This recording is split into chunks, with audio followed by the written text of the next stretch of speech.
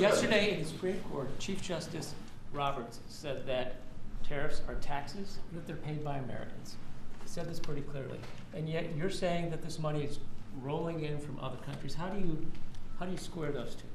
Well, it is. It's coming in because they've charged us. You know, those same countries that you talk about are charging us massive amounts of money. If you look at the tariffs over the years that were put on our heads, there's a reason we're $38 trillion owed. Now that money's going to start coming down. But we had presidents that didn't know how to use tariffs. We had presidents that had no understanding of business. But if you take a look at what's happened to us, every country charges tariffs. China, the European Union was brutal. They charged us tariffs, not only tariffs, they charged us tariffs so we couldn't sell cars there. We couldn't sell our product. They didn't want our agriculture. They didn't want our cars. Now they're taking our cars, and now they're taking our agriculture. You know, far more than money. It really is a defensive mechanism.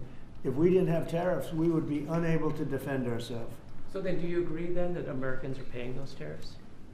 I think, no, I don't agree. I think that they might be paying something, but when you take the overall impact, the Americans are gaining tremendously.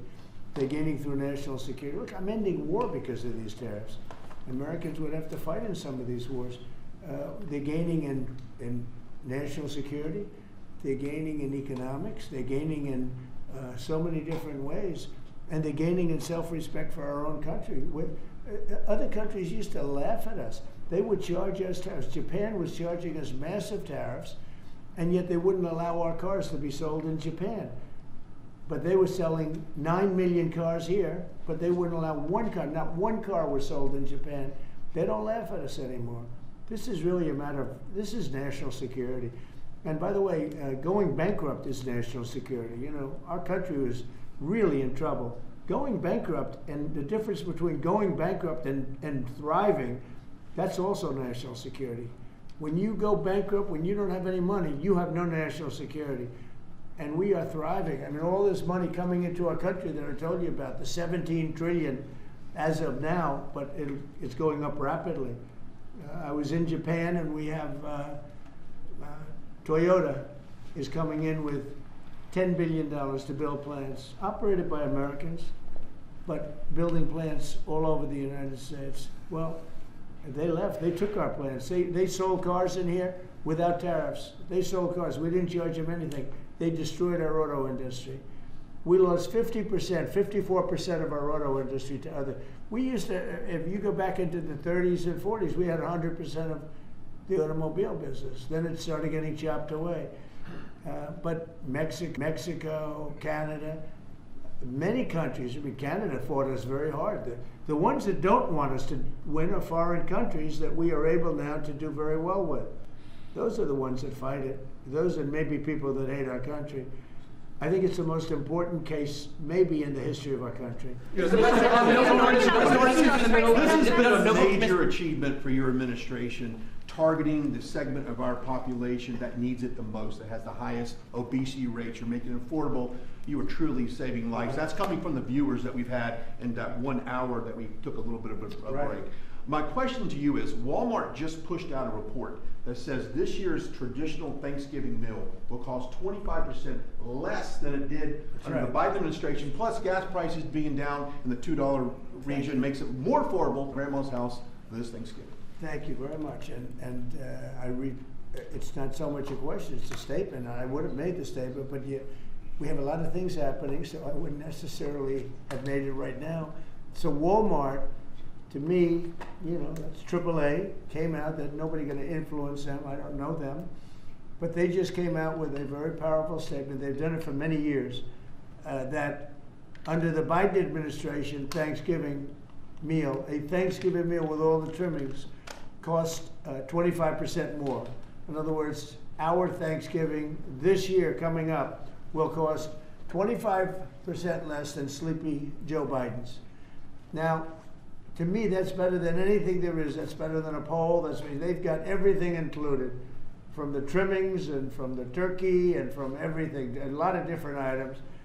It's 25% less this year than it was last year when he was so-called in charge. He wasn't in charge. The people around the desk were in charge. The Autopen was in charge. That is a big factor. And I was angry last night with the Republicans. They say, you don't talk about this stuff. Nobody talks about it. You know, I rely on a question from a reporter to get that out. We should be talking about it because they talk about affordability. They don't have affordability. We had the highest inflation in the history of our country under Biden. We had high gasoline prices at $4.50, $5 a gallon. They're going to be hitting $2 a gallon with me. They're getting close to $2 a gallon. And when gasoline goes down and energy goes down, everything else follows. What the Democrats do is they lie. We are the ones that have done great on affordability. They've done horribly on affordability. The only thing is they go out and they take commercials how under the Democrats you have affordability. It's just the opposite. We have much lower prices than they do. And we only have one thing, beef, because the cattle ranches are doing well. We're going to bring the beef prices down, and they understand that, even if we have to help them out. But the beef also is not a big difference, but every price is down. The biggest price is energy. We're at almost $2 for gasoline, and you take a look at where they were at $4.50, $5 for gasoline. And when gasoline and energy comes down, everything else follows.